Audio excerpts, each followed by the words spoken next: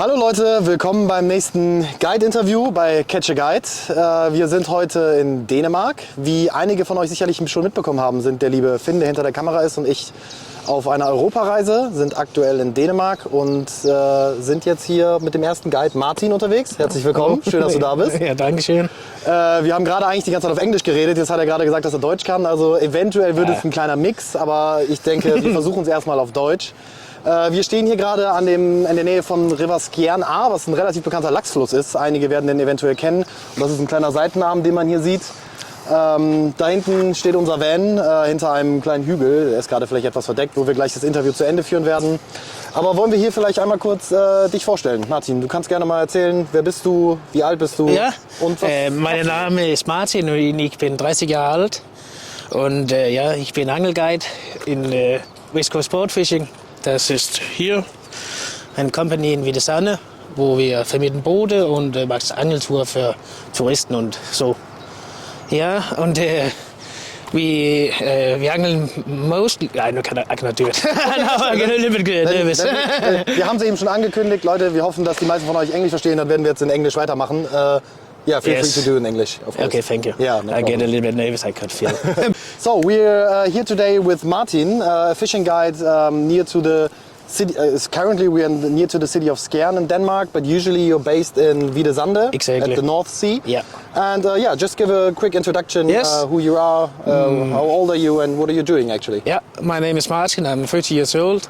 I'm a fishing guide from the company called Westcoast-Sportfishing, who is based in Hvide Sande. And we make fishing trips for customers like tourists and families, like a dad and a kid, or bigger, what do you call it, bigger groups of people for a school or something. It's depend of what people need and ask for. Interesting. And, yeah, we fish mostly for pikes and perch. Yeah. Just the main fish in the company, I would say. Okay. But we do everything. If people want to catch a salmon, then I have a guide for salmon. And do you need a steinbutt? I don't remember the word in English, but it's in German. Torbutt, I think. Yeah, I think that's right. Also, yeah. We can also make that. We will put a picture in and at this point. Yeah, but yeah, we can also make that on the coast in Vestjylland, also in Hvide Sande.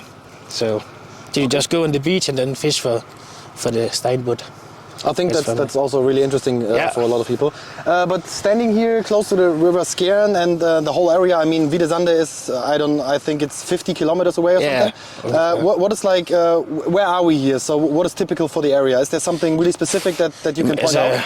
All people think it's only herring and garfish that we talked about before, but there's everything: salmon, pike, perch. Okay. A lot of fish on the coast also. Okay. Like steinbutt. But many people don't know it. Also in the fjord, in Ringkøbing Fjord and Fjord, there's the pikes, Barsch-Hvide, and people don't know it. But it's get better, and hopefully there'll come more and more fish also. We will dive deeper in that topic later in the van. We did the introduction here. I would invite you now to go with us in the van, and then we continue and go into greater details. Yeah, we were beneath the burning sky. Both had a reason to live, but so much more to die. Will fate decide who has to go? Okay, guys, back in the van. We made it here. It was not too far, to be honest. So welcome in our home. Thank you. So we talked about the area a little bit. What you are doing. You mentioned on your website, which we also can link in the comments on the video. You mentioned 3 waters in specific, which was the Ringkøbing Fjord, the Stabil Fjord, and the Vona. Yeah. What are the characteristics of these waters? Like, what can one expect if he goes to one of the waters? Yeah, you cannot expect so much because it's fishing, so it can be difficult also. I cannot say that he will catch a big pike, but the chances are there. But the nice thing about the area is there's a fjord here and a fjord here, and then one goes here. Okay. So they connect everything. I see. So that's a big area of Brakwasser, brackish water. Yeah, I see. And that's the special part, I would say, because then you can fish brackish water, brackish pike, and brackish perch. That's funny. I mean, a big water also means there's a big potential for big fish, Yeah, probably, exactly. but it can be difficult. Yeah. So, how do you usually approach how to locate the fish? So you probably have a sonar on your boat, right? Yeah. Okay. Are there specific areas on these big Yes, waters yes. that you can look for? Yes. What are the specifics of the As areas? I will say, always when it's warm in the weather and water, then shallow waters.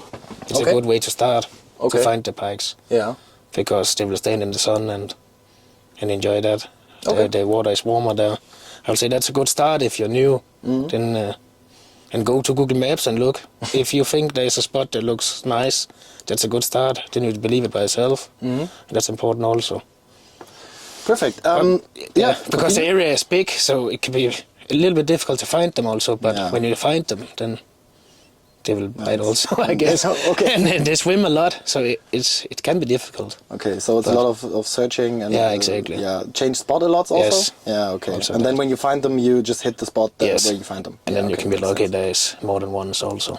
Because Okay. there's a little problem also that is there's a lot of fishermen who fish with nets Okay. and then take their pikes and perch and sell them on their auktionshouse. I don't know. Is that allowed in Denmark? Yes. Oh, and that's okay. a problem. Because in Germany it isn't. No. You can't sell your own caught fish. No, so it's not when they catch it on a rod, but fishermen come with Oh, nets. the nets, of course. Yeah, I missed that. Okay. Yeah. So that's the part I'm fighting for also with the company. Okay. That's the main. We have what it's called. Yeah, the main focus. Yeah, exactly. That is Yeah. protecting the pikes and perch. So Yeah, which is that's people a nice like you, tourists, honorable- can come and catch them instead of free fishermen catch them and then That's sell a them. great intent. Yeah. So that's the goal. Perfect. Yeah. Okay, the three waters I just named, as we mentioned, we are right next to a really famous Yeah. salmon river, Yeah. Skjern, but I didn't find it on your website. So you said you're not guiding there. Is there a specific reason, or is it just like salmon fishing is not like your style? That's not my thing. That's right. Okay. So it's better to be honest than say that That's I can do it. Of course I can do it, but there's people that is better than me for salmon fishing. And Okay. then- Yeah, maybe, but for the viewers, if you named, I think a friend of you, Yes, my who can cousin. guide there. When people ask for it, then my cousin goes with them. Okay, perfect. He's Then- a really good salmon fisher. Then we will probably link the salmon fishing guide in the comments below. Yeah. So if So people, it is possible, Yeah. but I don't make commercials with it. okay. But when people ask, then he goes with them. We talked about the waters. If I book a guiding with you, what Yeah. can I expect from the specimen? Like you said, perch and pike. Is Yeah. there also Zander? No, Okay, so not in the fjord. Then you Okay. have to go through the land and fish in rivers and so. Then there, but not in Ringkøbing Fjord and Stadel Fjord. okay. So guiding with you would be like a predator fishing for Yeah, pike and perch. Or then we have to drive a little bit in the car. But if people is up to that, then it's possible also. Okay. And that's a new thing I want to do this year also is to go to the big lakes in whole Jutland. Okay. So it's not only the fjord. Okay. Interesting. Yeah. So we're gonna follow that. And see how Yeah. it's So going, if we come back to Denmark, then we take a that's- fishing trip into a big river. I would say. Exactly, because I will quickly interrupt here because we said, luckily Martin had time today to join us here, which we are really thankful for. And when we come back after Sweden and Norway, where we also will go, then we probably will also go on the fishing trip with Yes. Martin and film it, and then you can see some insights from how a guiding with Martin would look like. So we were looking forward to that really much. Yeah. But coming back to the fishing, I mean, Yeah. the customers or the fishermen in general are always really interested in personal bests. Yeah. So maybe for perch and pike, what are your personal bests that you Oh, were my able to catch? personal best pike is, what is it that? 1 meter and 15 and 12 kilo. So not a big one, but But still a good. it's a good fish. Yeah. Yeah. And for perch? Perch is 49 centimeters in length and 1.4 in kilos, I mean. So that's a fine fish also in both. So the perch is from the fjord, but the pike is not. Actually, the pike is from the river of Skjern. Okay. Also. Yeah. So Cool. yeah, but it's also a little bit funny because all the salmons in the Skjern River are swimming through Ringkøbing in the fjord. They go from the sea into Hvide Sande at the Sluise, Yeah, I know. and then through that and up to Skjern River. Oh, okay. Skjern River starts in Ringkøbing Fjord. Interesting. So all salmon they catch here are going through Hvide Sande and Ringkøbing Fjord. So is it also possible to catch them there, or is it? Yes, but they're protected. So if you catch one in the Ringkøbing Fjord, you have to put it back. But it happens every year. But talking about salmon right now, it's really interesting. You just said there's also, I think that's interesting to a lot of people who want to come, and I think a lot of guys who catch a salmon also want to take him home. Yeah. But there's a quota, right? Yes, so exactly. there's an oval Danish quota, and when this is reached, you are not allowed to take any salmon with you. I don't remember the dates, but it's made in 3 pieces this year, the quote. Okay. And in the start there's one, and then in the middle, and then in the end. Okay. But this one in the start is already totally full, what you say, so you cannot take them home with you anymore. Okay, so, okay. So if you're lucky tonight in the river, then put it back. That's better. We will do so, yeah. Don't break the rules, guys. No, it can be expensive also. Yeah, definitely. So. Okay, that's maybe a little bit to the introduction to the waters and stuff. But now coming to the techniques and maybe tips and tricks you as a guide have. So you said you mostly fish for perch and pike. What are the techniques or the methods that you usually use and which work best in these waters here to catch them? Maybe start with perch first. Yeah, so for me I would say the best way to find the perch and fish them is with jigs and spinners and so. Okay. So usual search bait? Yeah, exactly, and search the water and find the holes where it's deep and look at the surface. If there's no wind, are the rings because they're eating flies or something, then that can be a good thing also. So would you say, in comparison, for example, in the Netherlands, there is currently a lot of like really slow and not now, but in the winter times, the slow fishing on the bottom with Carolina rig and stuff. Would you say that's not so common here? Yes, it is. It is. It's in winter. Oh, okay. Then slow fishing. And so now the water's getting warmer, you use search baits. Yeah, exactly. Okay, and so you can also, if you're new, you can also just fish with a worm and then a float. That's a start also. Yeah. But that's the easy way to do it, of course. Okay. But yeah. The characteristics of a good perch spot here, are they also similar to the rest of Europe? So like muscly ground or like hard rocks and? No, it's a difficult question because in Ringkøbing Fjord and Stalefjord, so there's not so many stones. It's mostly sand and a little bit of weeds and so, and they swim always. Okay. In big groups, so it's also even the big fish. Yeah, I would say yes. Okay. Of course, they can swim alone also, the really big ones. Yeah. But when you fish and find the steams, then there's steams, I don't know, as a groups of small fishes, then you can be lucky to find a group of big fishes also. Okay. You can drive around and fish only for the one big one, and they can go alone, but you can also find a group of big fish from 40 up to and up. Cool. What about pike? Yeah. What are your experiences with pike here in the area? Like I said before, it can be a little bit difficult, but they are here, and don't give up if you don't catch one the first day. Okay. That's always continue. Okay. That's rule number 1, I would say. I mean, even at the lake where we started, you said there's also pike in there. Yeah. Up to the spawning season, like right now when they're spawning, 2 weeks up to that, then the sea out of the camper here is very good, little lake there, and then. If it was me that should catch the big one here, then I would take a dead roach or something like that and fish it on the bottom. I mean, you said you're not the total expert for the salmon. You have other guys for that. But what can someone expect who is fishing the Skjern River? What should you look for if you're here the first time? Maybe you have some insights. If you say, "Hey, I don't have any advice," that's also fine. But no. Okay, then perfect. As I would, if it was me that comes as a tourist and should fish in Skjern River, I would hire a guide for 3 hours or something like that. Okay. Or a whole day if you have money for that, of course, because it's a big river and there's a lot of standing places for the salmon. Okay. So when you know the river, then it's easier, and all the guides know the river because they have fished many years, so they can say there's a big stone right there, so that's a good place where the salmon can stand. Okay. Just as an example. If you know what I mean with standing places. Yeah, sure. Okay. I think everyone. Yeah. Okay. That's not a problem. And that's the most important thing, to know the river. Okay.